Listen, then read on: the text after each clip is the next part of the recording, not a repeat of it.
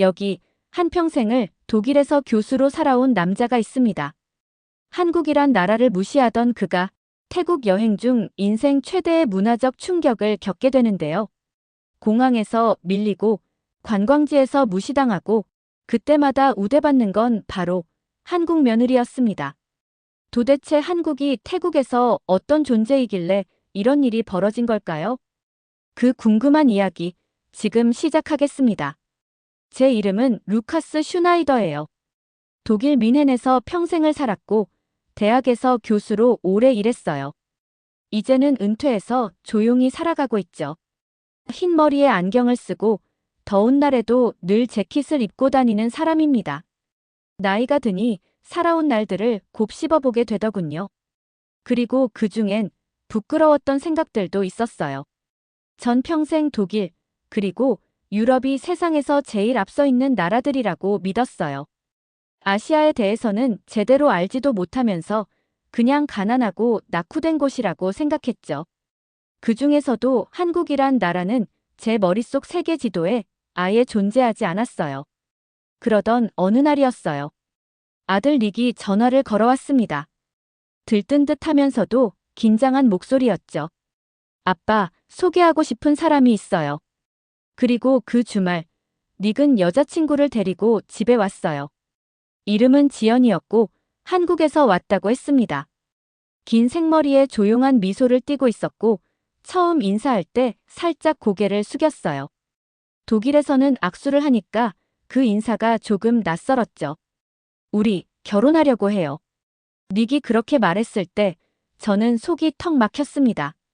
겉으로는 웃으며 인사를 했지만 속으로는 수많은 걱정이 스쳤어요. 왜 하필 그렇게 먼 나라에서 온 여자일까? 문화도 다르고 사는 방식도 다를 텐데. 저녁 식사 시간에도 지연은 조용했어요. 음식을 먹으며 맛있어요라고 고맙게 말했고 식사 후에는 아내를 도와 식탁을 정리했어요. 나중에 들으니 대학에서 디자인을 전공했고 지금은 인테리어 관련 프리랜서로 일하고 있다고 했어요. 영어도 정말 잘했고 말투나 행동도 아주 단정했죠. 그런데 저는 여전히 그녀를 그냥 한국 여자라고만 생각하고 있었어요. 결혼식은 소박하게 우리 집 정원에서 했어요. 지연은 흰 드레스를 입었는데 중간에 갑자기 색색의 옷으로 갈아입었어요. 전통 한복이라고 했죠. 예쁘긴 했지만 굳이 왜 옷을 두 번이나 갈아입는지 이해가 안 됐어요. 그렇게 모든 게 조금씩 낯설게만 느껴졌습니다. 결혼 후 3년쯤 지났을 무렵이었어요. 어느 날 닉과 지연이 집에 와서 여행 이야기를 꺼냈습니다. 우리 가족끼리 여행 가요. 태국 어때요? 따뜻하고 음식도 맛있어요. 좋지. 아시아라면 지연도 익숙하겠지. 그렇게 생각하며 흔쾌히 오케이 했어요. 한국이랑 비슷한 문화권이라면 그녀도 편할 거라고 생각했죠. 여행은 1월로 잡았어요. 독일은 눈바람이 불고 있었고 우리는 두꺼운 코트를 입은 채로 공항에 모였죠. 비행은 길었어요. 몇 시간이고 좁은 자리에 앉아 있다 보니 허리도 아프고 다리도 저렸어요. 방콕 수완나품 공항에 도착했을 때는 밤늦은 시간이었어요. 공항 안은 덥고 습했어요. 창밖에는 야자나무가 보이고 낯선 글자들이 가득 적힌 간판이 머리 위를 덮고 있었죠. 입국 심사장 앞에서 긴 줄이 기다리고 있었어요. 아무리 기다려도 줄은 줄어들지 않았고 덥고 다리는 아프고 저절로 한숨이 나왔습니다. 그때였어요. 유니폼을 입은 젊은 직원이 다가오더니 지연을 보며 물었어요. 혹시 한국 여권 있으신가요? 지연이 조용히 고개를 끄덕이며 파란 여권을 꺼냈어요. 직원은 웃으며 말했죠. 이쪽으로 오세요. 한국 여권 소지자 전용 패스트트랙입니다. 지연은 고개를 숙이며 따라갔고 저는 말도 못하고 그저 멍하니 서 있었어요. 그 순간 조금 충격이었어요. 한국 여권이 우리 독일 여권보다 먼저 빠르게 입국할 수 있다는 게 믿기지 않았습니다. 독일은 늘 세계에서 가장 강한 나라라고 자부했는데요. 그런데 지금은 제 며느리가 저보다 앞서 공항을 통과하고 있었어요. 결국 우리는 40분 넘게 줄을 서야 했고 호텔에 도착했을 땐 녹초가 되어 있었어요. 세상에서 가장 당당하다고 생각했던 제 국적이 지금은 조금 초라해 보였어요. 호텔방에 들어가서 천장을 바라보며 누워 있었어요. 펜이 천천히 돌아가고 있었고 뭔가 마음속에서 자꾸 생각이 맴돌았어요. 지금까지 내가 알고 있던 세상 그게 전부는 아닐 수도 있겠구나. 그런 생각이 들기 시작했어요. 그리고 그건 이번 여행의 시작일 뿐이었어요. 다음 날 아침, 저는 일찍 눈을 떴어요. 창문 밖으로 파란 하늘에 햇살이 쏟아지고 있었고 호텔방 안으로는 따뜻한 공기가 스며들고 있었어요. 창문 너머로는 높은 건물들과 알록달록한 사원이 보였어요. 아침 식사를 하며 닉이 말했어요. 오늘은 왕궁에 가보기로 해요. 왓 프라케우라고 방콕에서 제일 유명한 곳이에요. 택시를 타고 왕궁으로 향했어요. 도로는 차와 오토바이, 그리고 툭툭이라고 부르는 3륜차로 북적거렸습니다. 사람들은 바쁘게 지나가고 있었고 옷차림도 알록달록했어요. 왕궁 앞에 도착하자 저는 절로 숨을 들이켰어요. 눈앞에 펼쳐진 건 세상에서 가장 아름다운 건물이었어요.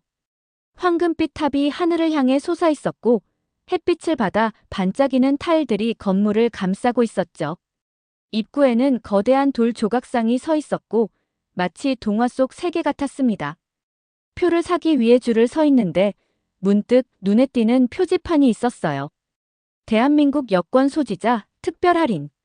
순간 눈을 비볐어요. 제대로 본 게 맞는지 확인하려고요. 표를 사는 창구에 도착했을 때 지연이 여권을 보여주자 매표소 직원이 활짝 웃으며 말했어요. 한국분이시군요. 300바트입니다. 그러고는 우리에게 고개를 돌려 말했어요. 독일 분들은 1인당 500바트입니다. 제 얼굴이 뜨거워졌어요. 속으로는 우리는 독일에서 왔는데 유럽에서도 영향력 있는 나라잖아. 그런 생각이 떠올랐지만 아무 말도 못하고 그대로 돈을 냈어요. 왕궁 안에서는 가이드 투어에 참여했어요. 가이드는 억양이 강한 영어를 쓰고 있었고 설명을 이어가던 중 지연을 보며 얼굴에 미소를 지었어요. 혹시 한국에서 오셨어요? 지연이 고개를 끄덕이자 그 가이드는 갑자기 한국어로 말을 바꾸더니 지연에게 말을 걸었어요. 저는 순간 귀를 의심했어요. 어떻게 태국에서 한국어로 설명을 하지? 그는 다시 영어로 바꾸긴 했지만 설명 내내 지연을 중심으로 말하고 있었어요. 마치 지연이 그 그룹에서 가장 중요한 손님인 것처럼요. 한국의 왕들도 비슷한 궁궐을 지었죠. 그래서 한국 분들은 저희 문화를 잘 이해하시죠. 지연은 조용히 웃으며 고개를 끄덕였고 저는 또 아무 말도 하지 않았어요.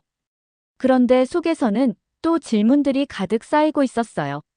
뜨거운 돌길을 오래 걸은 탓에 발이 지쳐 있었어요.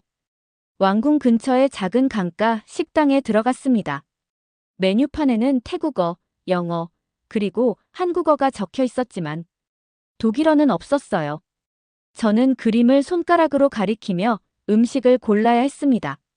식당 주인은 머리가 희끗한 작고 활기찬 분이었어요. 지연이 말을 하자 눈을 반짝이며 손뼉을 치셨습니다. 한국 분이세요? 우리 딸이 한국 드라마 정말 좋아해요. 잘생긴 배우들. 그렇게 말하며 금방 주방으로 들어가더니 따뜻한 차 한 잔을 우리에게 가져다 주셨어요. 이건 서비스예요. 한국 손님이니까요. 그 모습을 보고 저는 아내 안나에게 살짝 물었어요. 왜 다들 지연에게 이렇게 잘해주는 거지? 안나는 어깨를 으쓱하며 말했어요. 한국이 우리가 생각한 것보다 더 중요한 나라인가 봐요. 오후가 되자 우리는 푸켓으로 가기 위해 공항으로 향했어요. 그런데 거기서도 똑같은 일이 벌어졌어요. 대한민국 전용 체크인 라인이 따로 있었고 지연은 그쪽으로 바로 안내받았죠. 우리는 다시 일반 줄에서 오래 기다렸습니다. 비행기 안에서 저는 결국 참지 못하고 물었어요. 지연아, 태국하고 한국은 특별한 관계라도 있는 거야? 지연은 부드럽게 웃으며 말했어요. 네, 아버님. 한국에서 매년 수백만 명이 태국을 여행해요. 한국 기업들도 많이 진출했고요. 그리고 한국 드라마랑 음악이 태국에서 아주 인기가 많아요. 그래서 태국 사람들이 한국인에게 참 친절하게 대해주세요. 그날 밤 푸켓 호텔방에서 안나가 샤워를 하는 동안 저는 노트북을 열었어요. 한국 여권이라고 검색해봤죠. 검색 결과를 보자마자 눈을 의심했어요. 한국 여권으로는 전 세계 192개국을 비자 없이 여행할 수 있었어요. 독일 여권과 동등한 수준이었고 일부 국가에서는 오히려 더 유리하다는 정보도 있었어요. 그 자리에 오래 앉아 화면을 뚫어지게 바라보고 있었어요. 제가 생각하던 한국은 작고 별 볼 일 없는 나라라고만 여겼는데 현실은 전혀 그렇지 않았어요. 오히려 세계에서 당당히 인정받고 있는 나라였던 거죠. 노트북을 닫고 창가로 걸어갔어요. 바깥 바다에는 달빛이 반짝이고 있었어요. 그걸 바라보며 문득 생각했어요. 내가 평생 바라본 세상은 마치 아주 좁은 창문으로 세상을 내다본 것 같구나. 그 창밖에는 제가 한 번도 제대로 보지 못했던 더 넓은 세계가 펼쳐져 있었어요. 그리고 이건 겨우 여행 둘째 날에 지나지 않았어요. 다음 날 아침, 따사로운 햇살이 창문을 뚫고 들어오며 저를 깨웠어요. 베란다 문을 열자 짠 내음 가득한 바닷바람이 밀려왔습니다.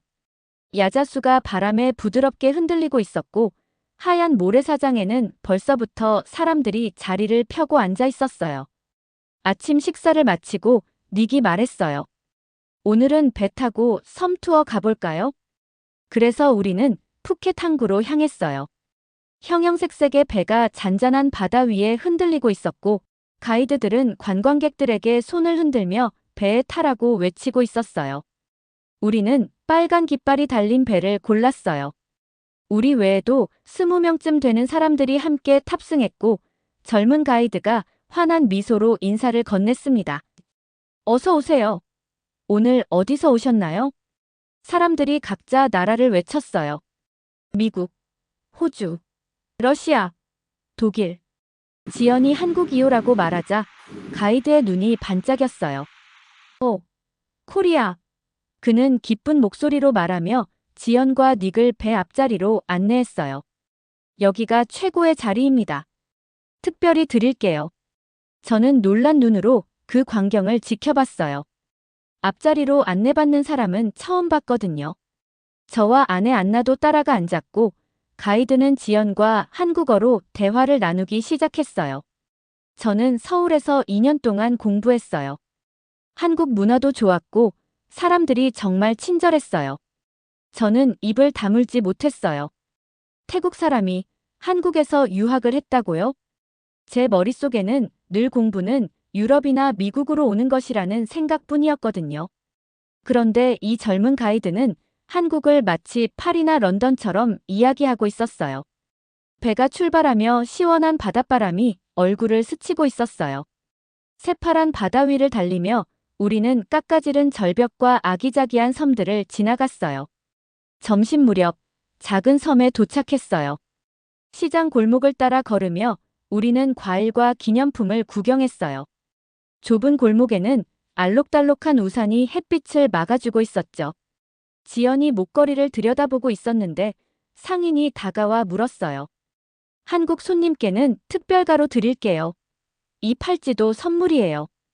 예쁜 구슬 팔찌를 지연의 손에 쥐어주었어요. 상인들은 마치 귀한 손님을 대하듯 지연을 맞이했어요. 그날 저녁 가족들이 모두 저녁 준비를 하고 있을 때 저는 혼자 발코니에 앉아 있었어요. 해가 지고 있었고 하늘은 주황빛에서 분홍빛으로 천천히 물들고 있었어요. 야자수가 길게 그림자를 들이우고 있었고 파도 소리는 잔잔하게 들려오고 있었죠. 그 순간 처음 지연을 만났던 날이 떠올랐어요. 전 그녀를 한 번도 제대로 보지 않았던 것 같았어요. 아시아 사람, 작은 나라에서 온 여자라고만 생각했죠. 독일이 더 중요하고 더 존중받는 나라라고 믿고 있었어요. 하지만 지금 태국에서 지켜보는 지연은 어디서나 환영받고 있었어요. 한국이라는 나라가 존중받고 있었고 사람들이 배우고 싶어 하는 언어는 바로 한국어였어요. 저는 부끄러웠어요. 지연이란 사람에 대해서도 한국이란 나라에 대해서도 너무 무지했어요. 눈앞의 세상을 보지 못한 채 혼자만의 생각에 갇혀 있었던 거죠. 다음 날 아침, 저는 지연에게 아침 먹기 전에 산책하자고 했어요. 해변을 함께 걷는데 아직 모래는 서늘했고 갈매기들이 머리 위로 날고 있었어요. 조심스럽게 말문을 열었어요. 아가야, 하고 싶은 말이 있어. 지연이 조용히 저를 바라봤어요. 내가 잘못 생각했어. 한국에 대해서도, 너에 대해서도. 그냥 아시아 사람이라고만 생각했는데 넌 정말 똑똑하고 따뜻한 사람이야. 이 여행이 나를 바꿨어. 지연은 해맑게 웃었어요. 감사해요, 아버님. 그렇게 말씀해 주셔서. 우리는 잠시 아무 말 없이 걸었어요. 파도가 발끝을 스치고 있었고 바다는 고요하게 펼쳐져 있었어요. 그 순간 처음으로 지연과 마음이 통한다는 느낌이 들었어요. 진짜 가족이 되어가는 느낌이었죠. 한국에 대해 더 이야기해 줄래? 이제는 정말 알고 싶어. 지연은 자신의 고향 이야기, 가족 이야기, 한국의 전통 이야기를 해줬어요. 이야기할 때마다 눈빛이 반짝였고 저는 조용히 귀를 기울였어요. 그 순간 저는 알게 되었어요. 세상은 변하고 있었고 저도 이제는 바뀌어야 한다는 것을요. 독일 뮌헨 공항에 도착했을 땐 1월의 차가운 바람이 불고 있었어요. 하늘은 잿빛이었고 가볍게 눈이 흩날리고 있었죠. 따뜻하고 생기 가득했던 태국에서의 기억이 선명한데 독일 풍경은 왠지 더 쓸쓸하게 느껴졌어요. 그런데 이상했어요. 뭔가 안에서 달라진 느낌이 들었어요. 무거운 짐을 내려놓은 사람처럼 마음이 한결 가벼워졌다고 할까요? 집에 도착하자마자 저는 서재로 들어가 오래된 세계 지도를 펼쳤어요. 아시아 쪽을 찾아 남한, 즉 한국을 손가락으로 짚어봤어요. 중국 옆에 바다 쪽으로 살짝 튀어나온 반도. 그렇게 작은 나라가 어떻게 그렇게 큰 영향력을 가진 걸까 다시금 놀라웠어요. 다음 날 저는 도서관으로 향했어요. 사서가 저를 반기며 물었어요. 특별히 어떤 분야의 한국 자료를 찾으세요? 저는 짧게 대답했어요. 전부요. 역사, 문화, 경제, 한국에 대해 모두 알고 싶어요. 그날 저는 한국 전쟁 이후의 급속한 성장, 50년도 안 돼 전 세계에서 손꼽히는 부자 나라가 된 이야기, 삼성과 현대 같은 기업들이 세계를 누비는 과정, 그리고 한국 드라마와 음악이 세계인에게 사랑받는 현실을 한참 동안 읽고 또 읽었어요. 집에 돌아와 아내 안나와 함께 한국 드라마를 보기 시작했어요. 처음엔 자막 없이는 하나도 이해가 안 됐지만 보다 보니 자주 나오는 단어가 귀에 익기 시작했어요. 저는 거울 앞에서 안녕하세요를 몇 번이고 연습했어요. 혀가 꼬였지만 결국 자연스럽게 말할 수 있게 됐죠. 어느 날 저녁, 닉이 전화로 말했어요. 지연 부모님이 다음 달에 독일에 오신대요. 긴장됐어요. 그런데 이상하게도 기대도 되었어요. 정말 잘해드리고 싶었어요. 드디어 공항에서 그분들을 만났을 때 저는 먼저 다가가 작게 인사했어요. 안녕하세요. 지연 아버지의 얼굴이 환해졌고 손을 내밀며 단단히 악수하셨어요. 어머니는 조용히 웃으며 고개를 숙이셨어요. 그 순간 저도 모르게 마음이 따뜻해졌습니다. 그날 저녁은 우리 집에서 함께 식사를 했어요. 안나가 독일 음식도 준비했지만 지연에게 배운 한국 음식도 몇 가지 시도해봤어요. 모양은 좀 엉성했지만 두 분은 고맙다며 기꺼이 드셨어요. 식사 중에 지연 아버지는 한국 전쟁 후 힘든 시절의 이야기를 들려주셨어요. 당시 아주 가난했지만 공부하고 일해서 자녀들에게 더 나은 미래를 주기 위해 애썼다고 하셨어요. 한국은 자원이 없었어요. 가진 거라곤 배우려는 마음, 그리고 포기하지 않는 정신뿐이었죠. 그 말씀을 들으며 저는 깊은 감동을 받았어요. 한 나라가 의지 하나로 이렇게 성장할 수 있다니 믿기지 않았습니다. 그날 밤 일기장에 이렇게 적었어요. 여행은 단지 장소를 옮기는 게 아니다. 세상을 바라보는 시선이 달라지는 일이다. 몇 달 뒤, 우리는 한국에 직접 가보기로 했어요. 봄이 되자 우리 가족은 서울행 비행기에 올랐어요. 공항에 도착하자 로봇이 안내하고 있는 현대적인 시설이 눈에 들어왔어요. 도시 곳곳은 유리 빌딩으로 가득했고 거리는 깨끗했어요. 지하철은 정확하게 시간에 맞춰 도착했고 모든 것이 질서정연했어요. 지연은 우리를 데리고 자신이 다녔던 학교로 갔어요. 벚꽃이 흐드러지게 피어있는 아름다운 캠퍼스였어요.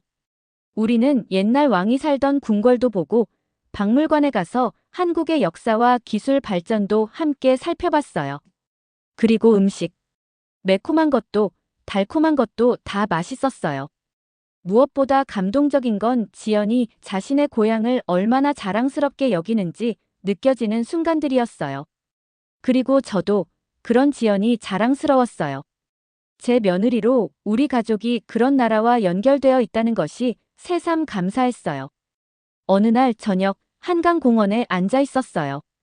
사람들은 돗자리를 펴고 가족끼리 식사하고 있었고 연인들은 음악을 틀어놓고 노래를 부르거나 춤을 추고 있었어요. 노부부가 손을 잡고 천천히 걷고 있었고 봄바람이 포근하게 불어오고 있었어요. 지연이 조용히 물었어요. 아버님, 한국 마음에 드세요? 저는 웃으며 대답했어요. 정말 좋아. 한국은 더 이상 제게 지도 한 구석 작은 나라가 아니었어요. 강하고 아름답고 존중받는 나라였고 그 나라에서 온 지연은 저의 마음을 바꿔준 사람이었습니다. 그날 이후 누군가 한국에 대해 이야기하면 저는 항상 존경심을 담아 말했어요. 이제 저는 그녀를 단순히 아시아에서 온 사람으로만 보지 않았어요. 우리 가족이었고 제 아들의 아내였고 제 딸이었습니다. 그리고 그녀 덕분에 저는 더 나은 사람이 될 수 있었어요.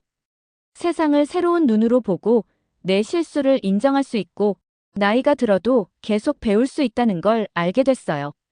독일로 돌아오는 비행기 안, 저는 창밖을 바라봤어요. 서울의 야경이 반짝이고 있었어요. 그 빛을 보며 생각했어요.